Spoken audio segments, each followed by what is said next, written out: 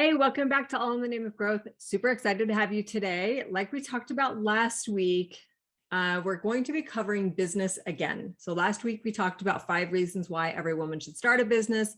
And this week we're going to talk about different businesses and just kind of to give you an idea of the different types of businesses that you could consider starting to help you be able to be more independent and free and like to find yourself, all the things we talked about last week. So if you missed that episode, definitely go back and listen to that one. Okay, so I just want to dive in. I have lots of business ideas of things that you can do to get started in creating your own business. And at least, and this doesn't have to be like, let's not get confused here with the term business, right? Like this doesn't have to be like you becoming a CEO of this gigantic corporation. And I think that that's what a lot of people think when they think of starting their own business, is that it has to be this really big, overly complicated thing. And it doesn't at all. It can be really, really simple, actually. So I want to just be able to go through a little bit of these. And some of them you can start with basically no money. And some of them you can start with a mid amount of money. And then some of them are obviously really expensive. But it really depends on what you're drawn to and what you're excited about and what kind of interests you. So we are just going to jump right in and start talking about the differences in businesses and the ways that you can maybe get started in them and the benefit of starting them based off of your own interests and the things that you are kind of passionate about. So if you are a creative person, then doing something like if you like to bake or cook or do art type stuff, if you own a Cricut, if you like to do design type things, there are a couple of places where you can sell your services. And that could be on an Etsy shop. You could do it on a website like Fiverr, which is Fiverr.com. Or you could also do it on a freelancing type site, depending on the kind of creative that you are. So Freelancer and Fiverr are more geared toward like tech savvy creative people, web design, voiceovers, app creation, all like if you're like into software engineering, that kind of stuff. All the kind of technical stuff. That's where you would go, is really onto like a Fiverr or a Freelancer. If you're more into the artsy creative type things, then you would go onto Etsy.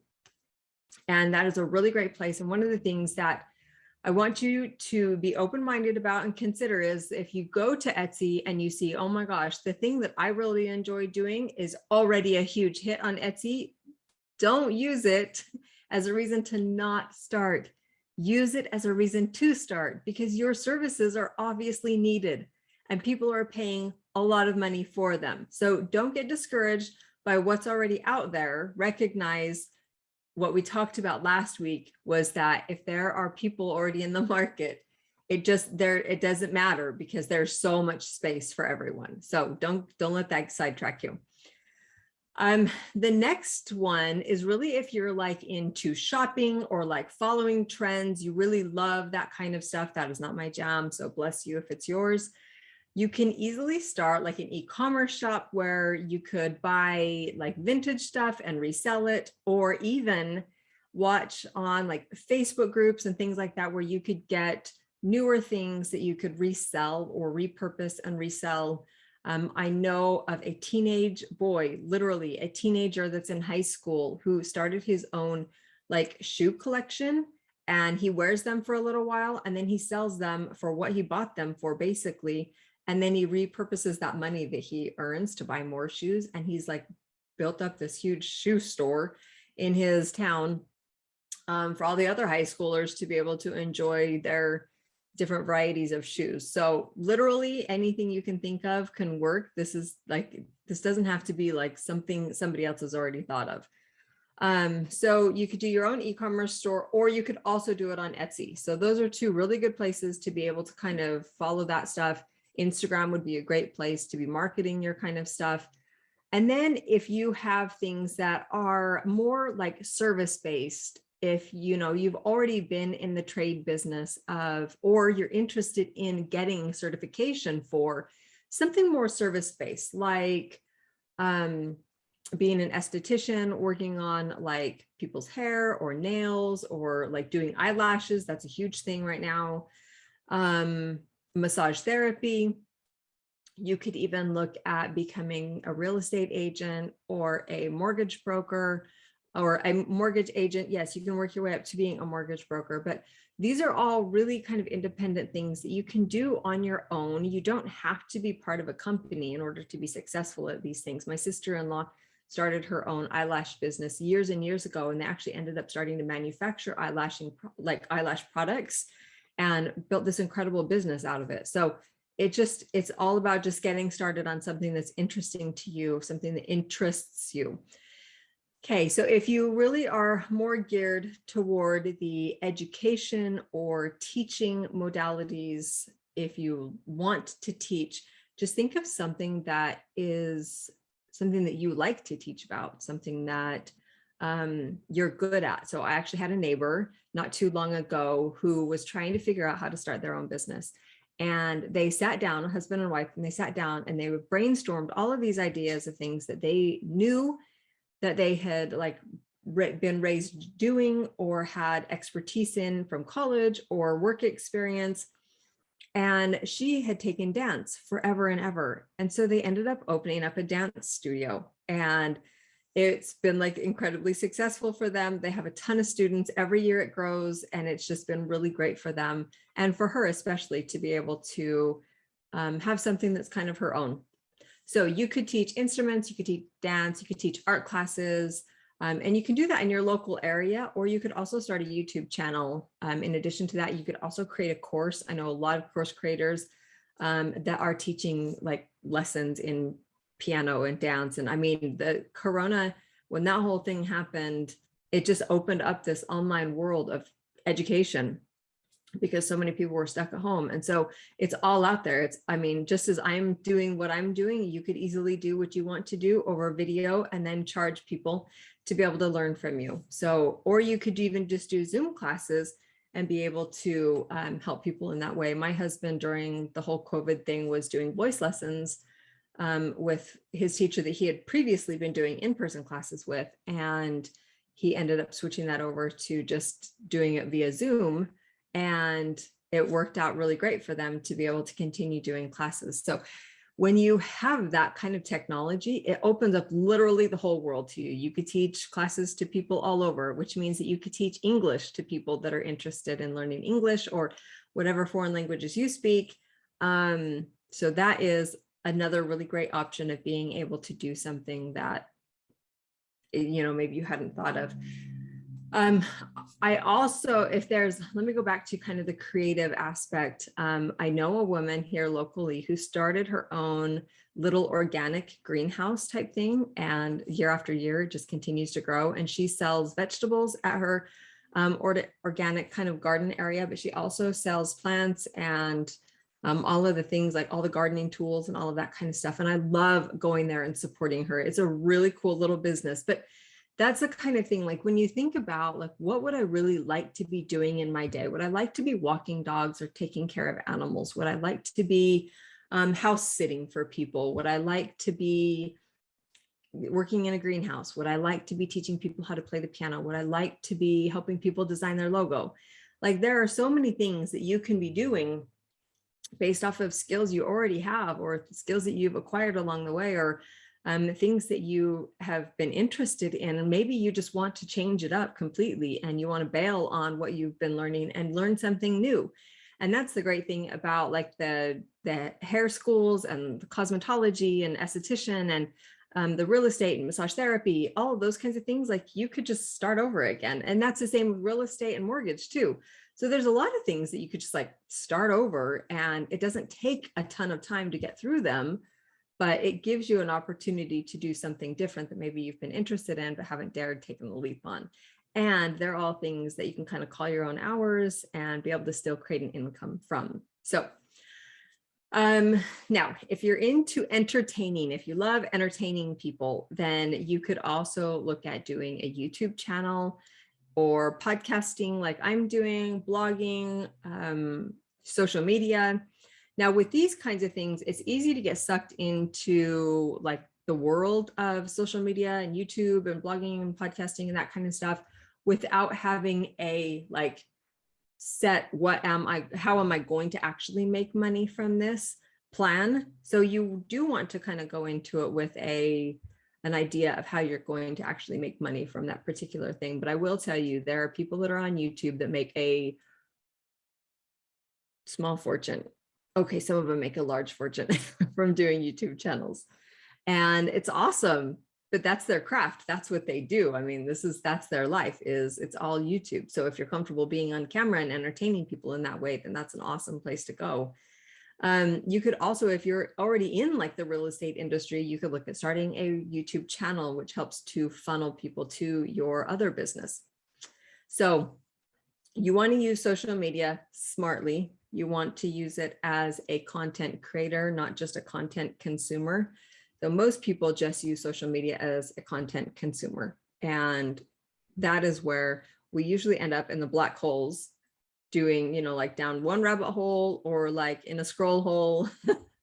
And we don't want to be in those places, because that's just like wasting our life away. What we're trying to do is be productive and change our life so that we don't feel like we need to scroll our lives away, because we are excited about what we're doing. Now, there's another business opportunity or option that a lot of people actually are like about. And I want to talk about that one for just a second, because it is actually really legitimate, and that's network marketing. Network marketing has created the most six-figure income earners within the women's bracket than any other organization or industry anywhere else.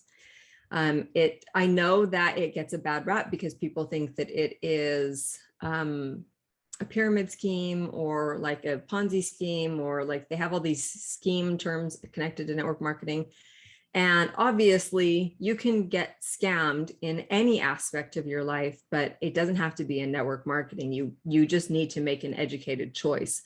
And so when you're going into network marketing, you just want to look at the options that are available to there, find a good reputable company. I like recommending companies that have more than one owner, so you're not having just like a big ego thing happening at the head of the company, one that's been established, one that's debt-free. The way that they encourage people to represent themselves. There are some companies out there that are very encouraging of you going into debt and buying high-priced vehicles and acting like you're always going on vacation, and like making it into this like fake facade on the outside while you're not doing really well on the inside of your business.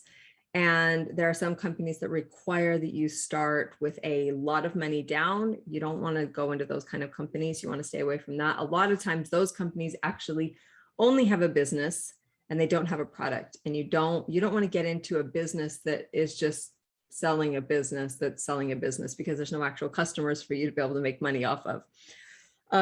So you want to make sure that you're looking at it from a business perspective in like, what are they selling? Is there a need for it? All of those kinds of things. And like, is there a good opportunity for mentorship and just all of that. So when you get into the right company in network marketing, it is actually a really great opportunity to make a side income or to replace your income. So definitely don't like overlook that aspect of what business opportunities are out there, because that is actually a really legit business opportunity that is available.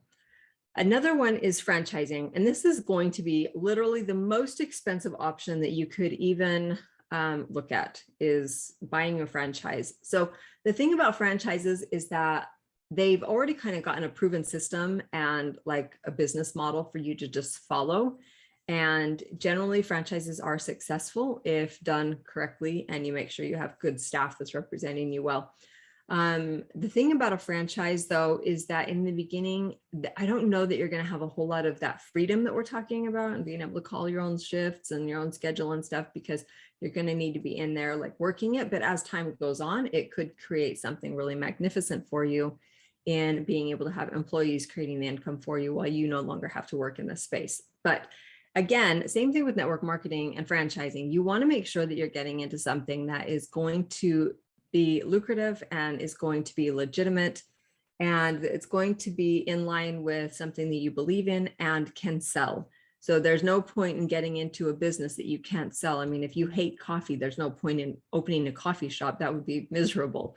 So you want to be aware of kind of what that is that you're really kind of drawn to and that you feel like you could sell. the other day, actually, we were getting, it's kind of like frozen yogurt. It's called Everbowl. We were getting an Everbowl the other day, and this woman came in and she was looking at the menu, and she didn't. So if you've never been, it's kind of like a yogurt land or something like that. But instead of having yogurt, they just have like frozen, like coconut cream or acai. It's kind of like a smoothie bowl, but a little bit more like Cold Stone-ish. Anyways, so this woman came in, she'd never been in before. She was kind of confused about what it was. And I was like, well, if you've never been here, let me just, like, the employee was trying to explain it, but she was explaining it like an employee rather than like a consumer. And so I went over and I was just like, okay, so if you haven't been here, this is like the ultimate best flavor ever. And you can choose which side you want, and then you can choose the toppings that you want. And there are these different kinds of toppings. And she's like, oh my gosh, okay, awesome. And we were leaving, and my husband had made some comment about how I'm a good salesman. But that's only true about the things that I really love. I also, one time walking through a grocery store, sold brioche rolls to somebody, to a guy, because I was sitting there debating on which ones I wanted to get. And he was like, okay, what are those? And so I was like, well, let me tell you about brioche. And I gave him my big spiel about brioche bread. And he's like, well, now I have to buy some because you did such a great job selling them. So think about those things. Like, what is it that you're passionate about that you could like do, that you want to do though? So other story. So I'm sure that many of you have seen those really fancy sugar cookies that have the royal icing on it, and it like melts out into this really great, and then they decorate it. Like, I mean, it could be like Mickey Mouses or flowers or whatever. Okay. I love making those. I actually do it as it's like a fun kind of relaxing pastime for myself. And I was actually making some recently for like Mother's Day, my mom's birthday. And I was showing my sister these cookies that I had been making. And she was like, you're so talented at this. You could make so much money from making cookies. And I was like, I can't make any money from making these cookies, because once somebody has an expectation from me that I'm going to be doing it, and they want a certain desired like outcome, and they want it in a certain time frame, then it like takes all the fun out of it for me. So you don't want to recreate that kind of a situation. You want it to be something that you enjoy doing, that you can actually make money for, that you see the value exchange in what you have to offer, and, you know, getting that value exchange from a customer or a client. So make sure that you're doing something that you can see yourself doing long-term, not just something that is going to be like, you know, your 10-week gig. And then you're like, man, I hate this. I have created myself a nightmare. If you're doing that, you're going about it all wrong. So you want to give it some consideration before you just like jump in all willy-nilly. And the thing that I have to help you is a quiz that is going to help you kind of walk through like what might be best for you in getting started, based on the amount of hours that you have to devote to it. If you already have a full-time job, based off of your interest levels. So it'll just kind of walk you through, and you can find that quiz on my website. I will put it in the show notes, or you can just go to christyfexer, FECHSER.com/quiz. And that is going to take you to a page where you can fill out this quiz and be able to, I guess, learn more about yourself and what it is that you're really wanting to do with your business opportunities. And is this a good fit for you? Is this something that would be good for you to pursue? And last but not least, the last one that I wanted to highlight is a brick and mortar business. And this is something that, you know, you see everywhere. The thing that's nice about brick and mortar businesses is like that, if you really like that relationship, kind of like in-person, person-to-person dialogue communication. And also it's really good if you have kind of a niche that you really like. So a coffee shop, or if you really like baking artisan breads, or you are super into like finding vintage jeans, or, you know, something like that, that there's something that people can't just like pop onto Amazon and buy, because I've found that a lot of the businesses, even like the major players like Dillard's or JCPenney's or Macy's, those kinds of stores are getting less and less traffic because people want to be able to just go online and get it. So if you have something kind of eclectic that people are like, oh, I I love this store. I love what it represents and I want to support it, you know, whether that's in like crystals or like it could be literally anything. I see them pop up all over and I love them and I love supporting them. I think it's just really great when people do like it's a small business. I love supporting small businesses. So that's something that you could consider as well, like branding your own clothes. And the nice thing about that, if you did your own clothes, then you could sell them online and in your brick and mortar store. If you like cooking, you could open up a food truck. That's always a fun idea. That's actually something that we've talked to our oldest about and our middle child. So our oldest has always worked in since she was 16. Her very first job was waitressing. It's the jobs that she's really always worked and loved because she loves that personal interaction. Every job that she works though, she's like, oh my gosh, management. Ugh, I could totally run this place better than they can. And my middle child, my oldest son, loves cooking. So I'm always like, you guys could totally do a restaurant together, whether that's a food cook or just like a brick and mortar type restaurant. That would be really fun. So anyways, there's a plethora of ideas and there's at least 101,000 more ideas that are out there that I didn't talk about.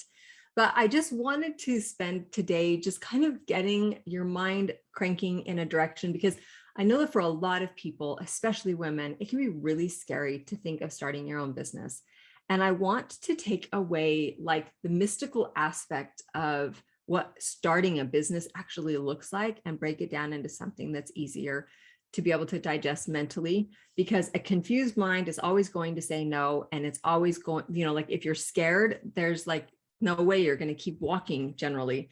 And so I want to take a little bit of that scaredness out of it and a little bit of the complication out of it and make it into something that you can just start with baby steps. This doesn't have to be like quit your job and start a new business. You need to do it at the level that you are comfortable with and that is wise for you, both mentally, physically, and financially. So let me just give you a couple of examples from my life. So when I was in college, I was taking an entrepreneurship class and there was a competition that our teacher put out that whoever could make the most money that semester with a brand new business was going to like get an A plus, right? Like they got the 100% and then it like scaled down from there based off of how much money you could make in your business. And so we had to start basically like you couldn't have been making money from this thing already. It had to be something that you were kind of launching. And so I sat back and was really thinking about like, what could I do? And at that time, my husband and I already owned and were running a successful web development business. In an effort to support that business, I had actually started a women's networking group. And so we met as a group about once a month. And I was trying to figure out, like, I couldn't charge for web design because it was a business I already had. And so I was thinking about like, what could I do to earn money that isn't already web development? And I ended up actually turning the women's networking group into a paid service where they could get listed in a directory and be able to have that kind of support at, you know, online and be able to network in a different way. So I was able to, and it was like seriously a super minimal fee. It was like $20 or something like that for a whole year. So it wasn't, I mean, it was like nothing, peanuts, but I ended up getting a really good grade in that class because I was able to turn something that I was already doing into something successful. So I just, let's see, there was that one. And then our web development business, actually, my husband had been working for an airline doing computer repair, and he did not want to do that anymore. And he saw how much the web developers, the software engineers were making, and he really wanted that job. But they were like, there's no way you were going to get hired onto that because you haven't really done like big things. And so he was like, well, I don't want to keep working in corporate America. So he ended up quitting that job, and we started his own side gig as a computer repair guy. And he didn't really like doing that. That was just the things that people consume on their computers that get them large amounts of viruses on their computer was not something he wanted to be part of. So his computer repair business actually morphed into a web development business. And as we started doing that business, and it just made sense at that time. I was working, but we had just had our second child. And so it made sense for me to quit my job and be a mom, but also help him with his business. So we ended up doing web development, and that kind of morphed into a full scale kind of marketing business where we focused on SEO and like business cards and marketing materials and, like letterhead and branding and all of that kind of stuff. And then there just came a point where I was like, that isn't really what I want to be doing. And like, I love being able to help people's like dreams come true as far as their business goes, but I want to be able to do something a little bit different. And so I actually started in network marketing, and it was incredible. And I made a ton of money, and I still actually have that business on the side. But this is the thing that I want to do. This is like my real passion, is really encouraging women to do the thing, whether it's starting a business or a new, just like going back to school or moving to a new country or learning a new language or whatever that is. I just want to encourage women to like do the things that scare them, like take their life to that next level and be able to like feel empowered and purposeful in their own lives. That is what I really, really love doing. So that's why I'm here now. But like back when my daughter was really little, like I made jewelry, I tried out sewing, I addressed envelopes for a company. Like I've tried so many things in like over the years. My husband and I actually, when she was little, we started this little, it was back before the internet was really big. And so people were still like primarily handing out business cards at that time. And so we were like, well, this would be like totally amazing if we could make these little DVDs that could go in people's computers that had their business card or portfolio information on them, and we could sell them to like home builders or like to what is the chambers of commerces, that kind of stuff, that have like something to showcase, because websites weren't like super huge back then. And so we ended up doing that for a little while, and I look back on that business and it's like comical how ridiculous that one was, but we were trying. And it is because we were trying that we were able to step into the next thing and the next thing and the next thing. And you're able to take all of your experiences from your past things and move them into the next thing. And that was actually why network marketing worked so well for me, was because I had done web development first. So I knew everything online. Like I knew how to connect with people because all of our clients were spread all over the country. And it was just easy for me to move into a situation where I could help people be able to, with the product that I was selling, being able to do that over the airways as well. So it just like, my whole point in all of these stories, kind of a breakdown of, like where I've been and where I am now, is so that you can see that it's really in the getting started that is going to make the difference. And as soon as you decide, like, I want something different, and you start taking baby steps in that direction, and you don't quit, like I talked about a couple of episodes ago, in why you're not achieving your goals. If you don't quit and you keep moving forward, like success can only come eventually. And I'm not saying that the first endeavor that you try is going to be like, Elon Musk successful. That's not at all what I'm saying. But I know that along the way, you get a lot of growth out of it. You learn a lot about yourself, and you're able to be able to, yes, correct grammar.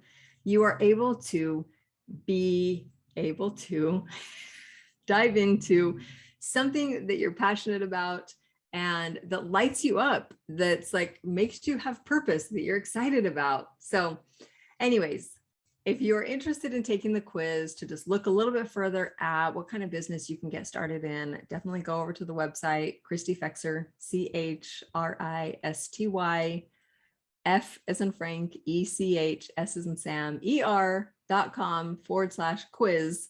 And it will take you to a quiz that and it's not complicated, it's pretty simple, but it helps you just kind of like funnel down into maybe the things that are most beneficial that you could pursue. So hopefully that was helpful. Hopefully it was just opening up your mind to some ideas and things that you could pursue. And like I said, I gave 5 really powerful reasons last week and why you should consider starting your own business. So if you haven't listened to that, go back and listen to that one, because it was also a really good episode. So All right, that's all for today. I hope you guys are doing well, and I will catch up with you next week. Bye.